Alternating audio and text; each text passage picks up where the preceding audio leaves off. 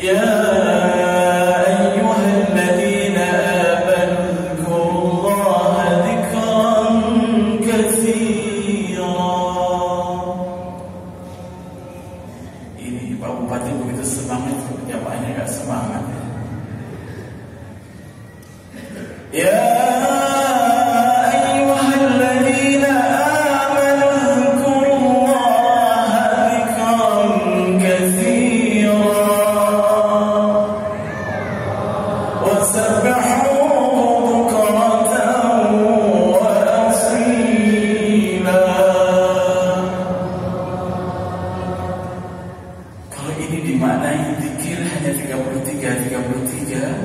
kata profesor tadi, ini Ustaz yang pelit mengajarkan begitu. Zikir tidak ada batasnya, zikran katsira. Kenapa? Huwallazi yusalli 'alaikum wa malaikatuhu liyukhrijakum minadh dhulumati ilan nur. Belum semangat nih. هو الذي يصلي عليكم وملائكته ليخرجكم من الظلمات إلى النور.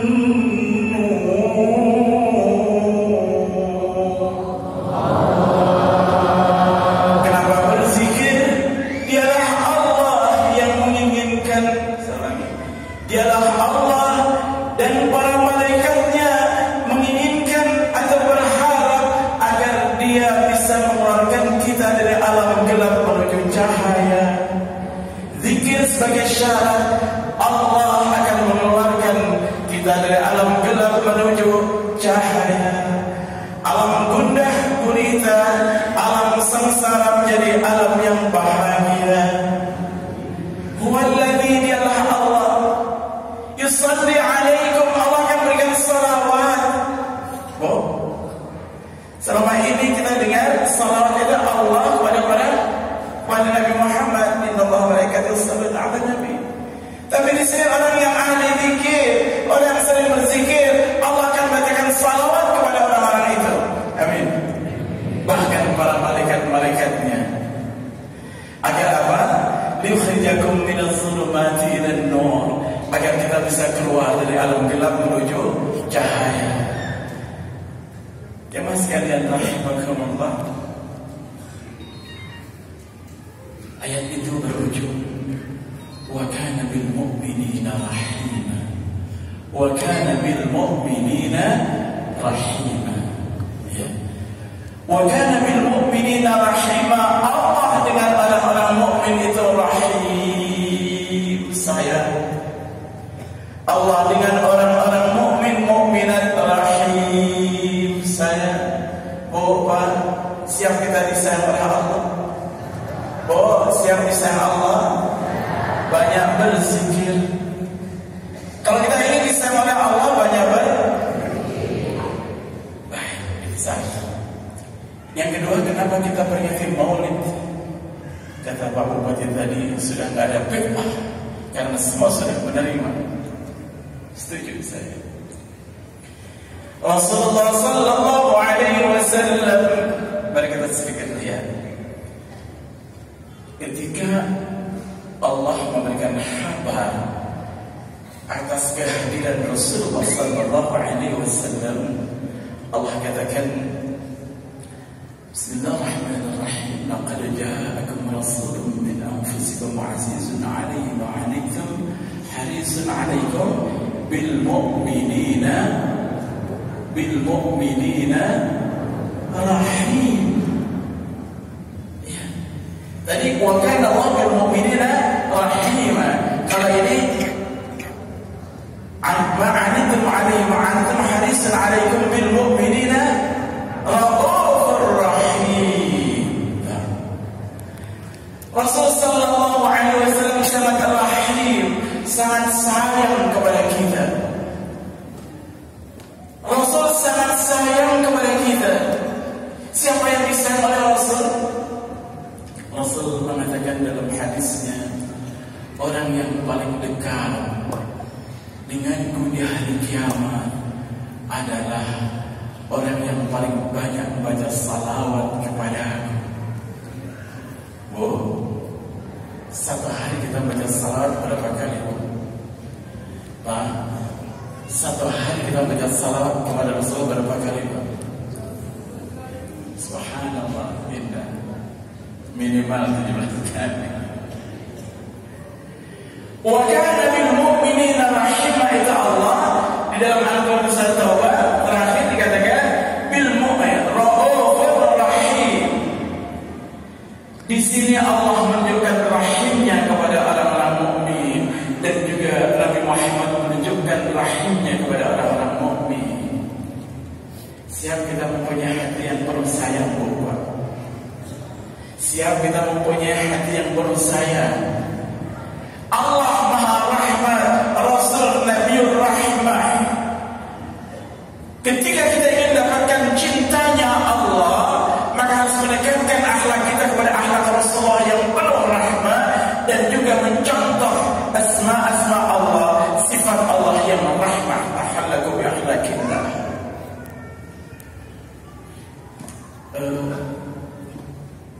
Rasulullah sallallahu alaihi wasallam disebutkan dalam hadis bahwa beliau seorang nabi yang sangat cinta kepada umatnya, dan lebih cinta daripada seorang ibu kepada anaknya. Beliau seorang nabi yang sangat cinta kepada umatnya, lebih cinta dari seorang ibu kepada anaknya. Saat tanya sama ibu, kira-kira ketika ibu menggendong bayi, sedang asiknya anak itu minum air susu ibu, tegakah ibu melempar anak itu? Begitu saya dilempar, apalagi dilempar di api, ada yang tega ibu seperti itu? Ya. Sekarang kira-kira Nabi tega apa enggak dengan umatnya yang tadinya katanya lebih sayang kepada umatnya? Kalau ada umatnya yang dilempar api Jahannam, kira-kira tega apa enggak Nabi? Kira-kira Nabi tega apa enggak? Tidak. Padahal Allah mengatakan dalam firman-Nya, "Wala sawfa yu'tika rabbuka fatarda." Dan Allah akan memberikan anugerah kepada Nabi sampai Nabi rida. Kira-kira kalau ada umatnya yang dilempar ke api Jahannam, Nabi rida apa enggak? Tidak. Allah Rabbur Rahmah, Allah zat yang berkasih sayang, kasih sayang Allah melebihi daripada sayangnya manusia. Kira-kira Allah melempar kepada orang yang ahli zikir ke dalam api Jahannam, kira-kira Allah tega apa enggak? Kira-kira Allah tega apa enggak dengan ahli zikir yang hadir di sini melemparkan dalam api neraka Jahannam? Kira-kira Allah tega apa enggak? Berarti kita insya Allah Ramadan masuk surga. Aminnya kok nggak kenceng, Pak? Kalau masuk surga itu katanya kan rombongan-rombongan. Kira-kira yang bawa bendera siapa di sini? Yang bawa bendera kira-kira siapa ya nanti masuk surga? Pak Bupati gitu ya. Ya Allah, Pak Bupati yang bawa bendera, rombongan Bupati Aceh Tengah. Wasiqal ladzina taqaw rabbahum ilal jannati zumara.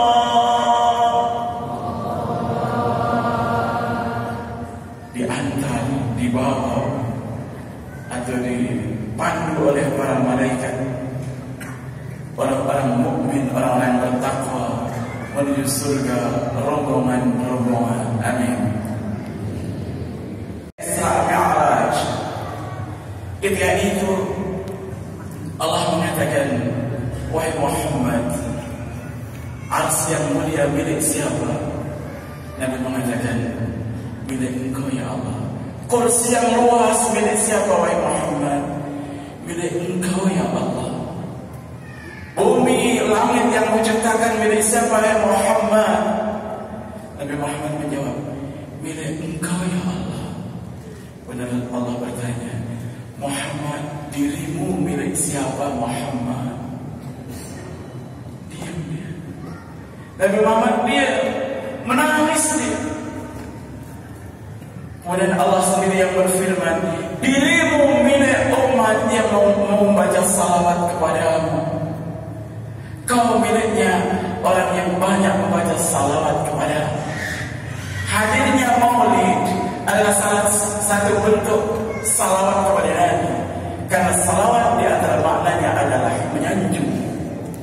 Ya Allah, Nabi Muhammad menjadi milik kita yang baca salawat, yang hadir di tempat ini. Allahumma salli wa sallim alaihi. Maka ada orang, seorang sultan, seorang raja, yang dia setiap hari baca salawat tidak kurang 1000. Tidak kurang baca salawat 1000. Kemudian ada satu peristiwa, ada seorang pedagang bangkrut.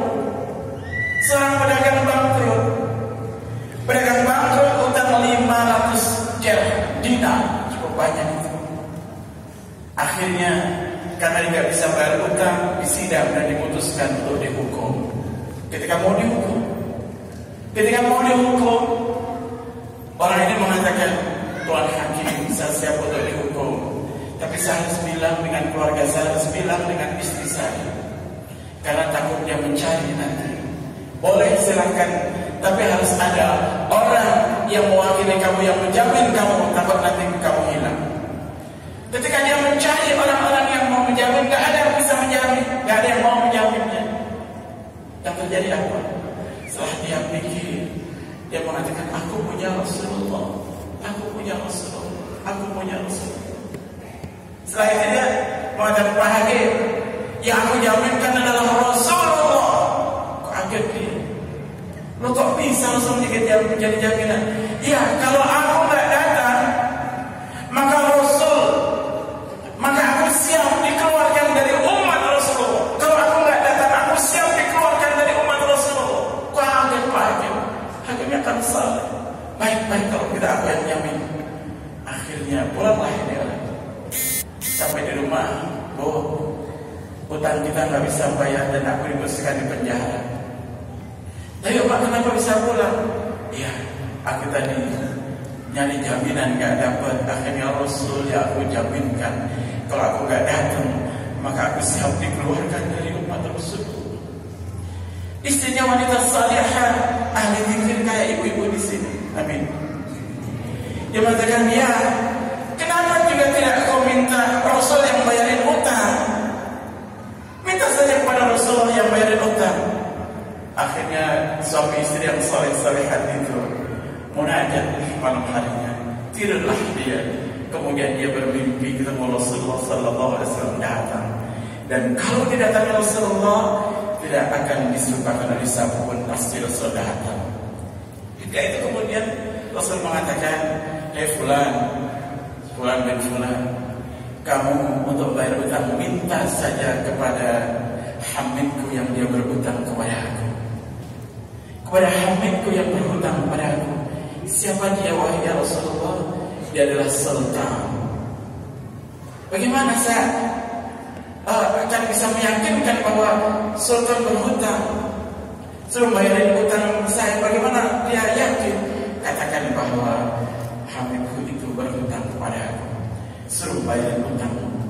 Akhirnya pagi-pagi dia datang dan dia duduk di pintu istana, gak boleh masuk. Akhirnya dia bolehkan masuk, membalikkan diri masuk, dan dia mengatakan, wahai sultan, kau berhutang kepada aku. Hah? Dari mana aku berhutang kepadamu? Ya, tadi malam Rasul datang kepada aku, karena kau harus membayarkan hutangku, karena kau berhutang kepada Rasulullah. Wah, apa kata Rasul? Kata Rasul, hamidku berhutang kepada aku. Kira-kira apa Pak? Rasul setiap malam menunggu salawat dia, sang sultan ini. Tapi beberapa hari yang lalu dia tertidur sebelum 1000 salawat dia baca.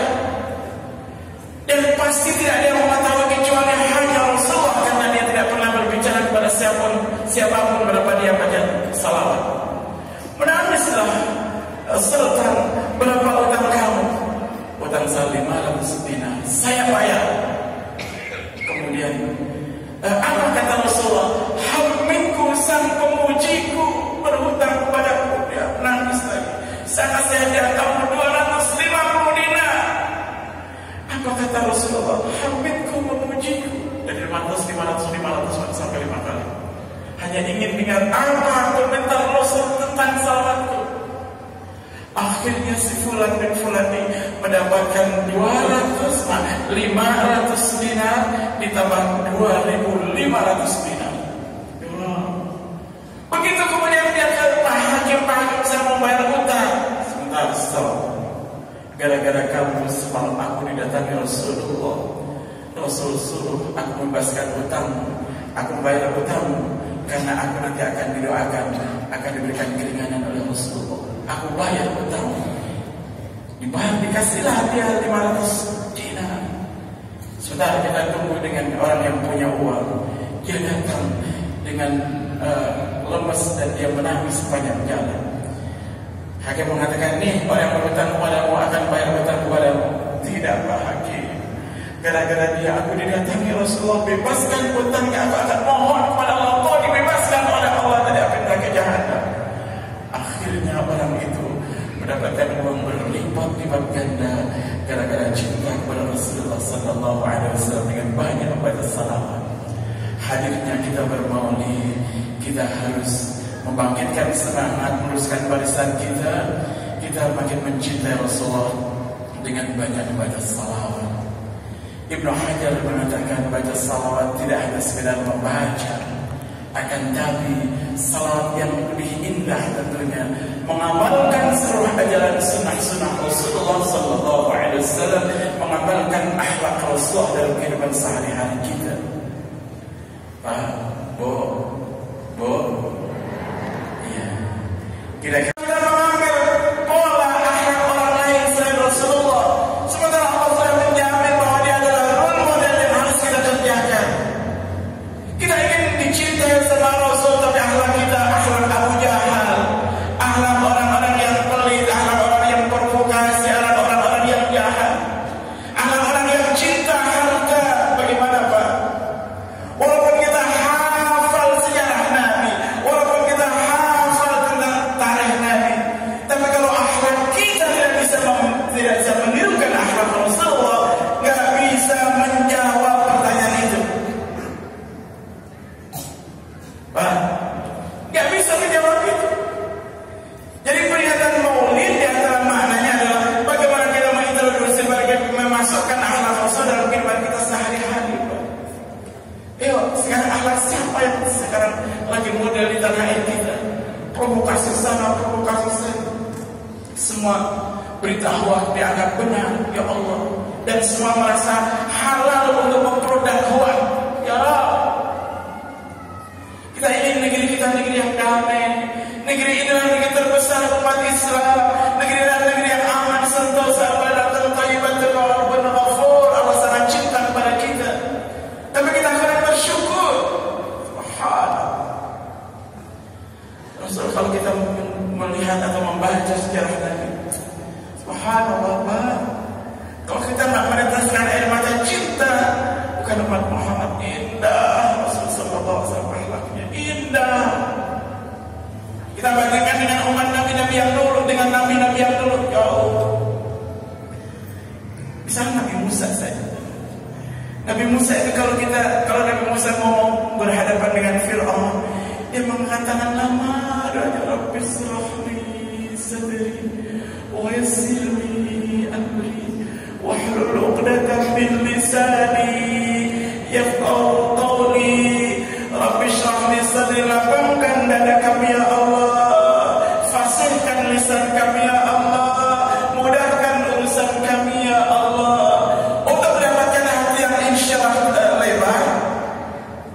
Hati yang lapang, pakai doa-doa panjang. Kalau Nabi Muhammad, kalau justru Allah mengatakan alam nashrah laka sadrak, nggak perlu doa itu. Allah yang terlalu melapangkan hati Rasulullah dan Rasulullah, Nabi lapangkan.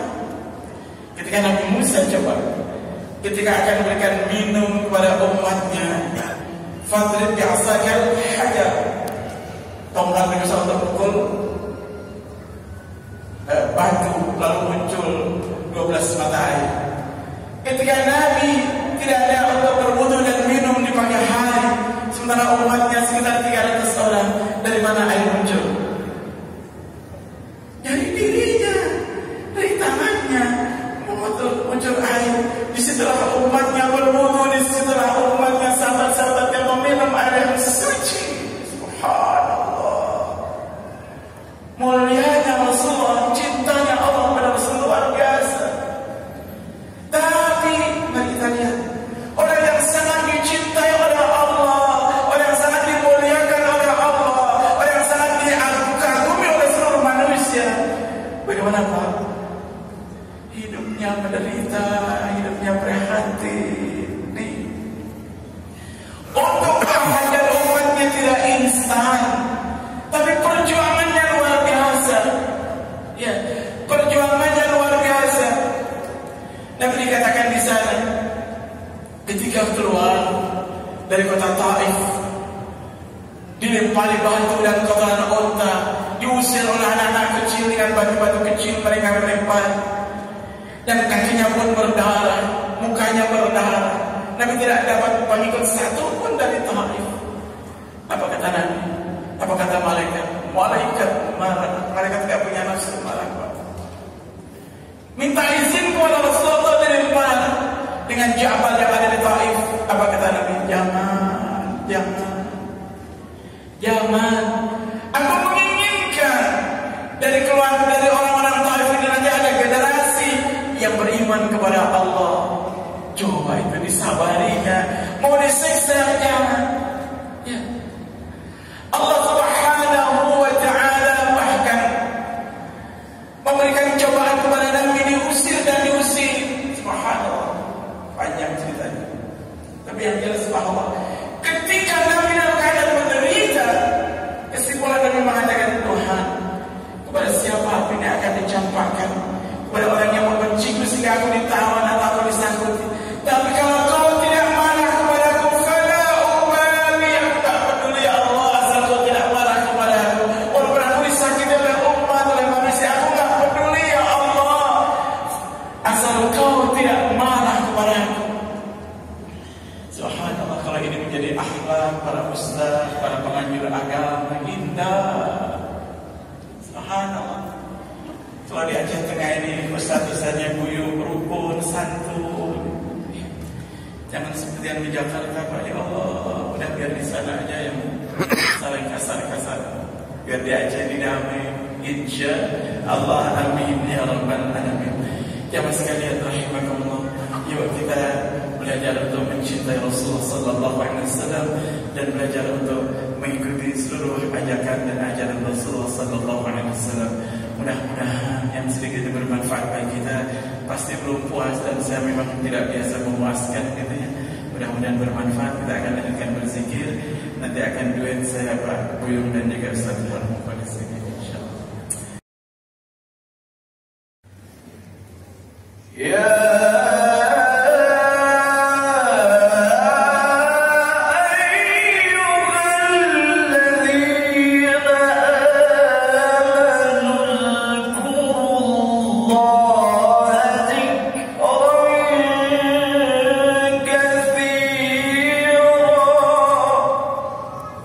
وأصيلا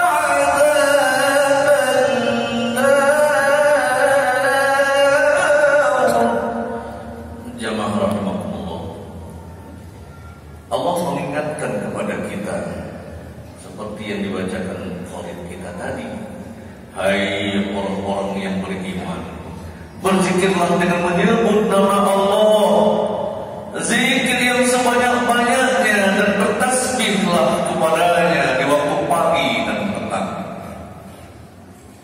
Ya, ayat lain Allah ingatkan, yaitu orang-orang yang mengingat Allah sambil berdiri atau duduk atau dalam keadaan berbaring, dan mereka memikirkan tentang penciptaan langit dan bumi. Seraya berkata, ya Tuhan kami, tidaklah Engkau menciptakan ini dengan sia-sia. Maha suci Engkau, maka peliharalah kami dari siksa neraka. Jemaah rahimahumullah, tentu banyak ayat lain yang mengingatkan kita, tapi cukuplah barangkali kali ini itu ayat yang kami tampilkan. Selanjutnya kepada Bapak Ustaz, marilah kita sampaikan beberapa Fatihah kepada alamat yang kita tuju.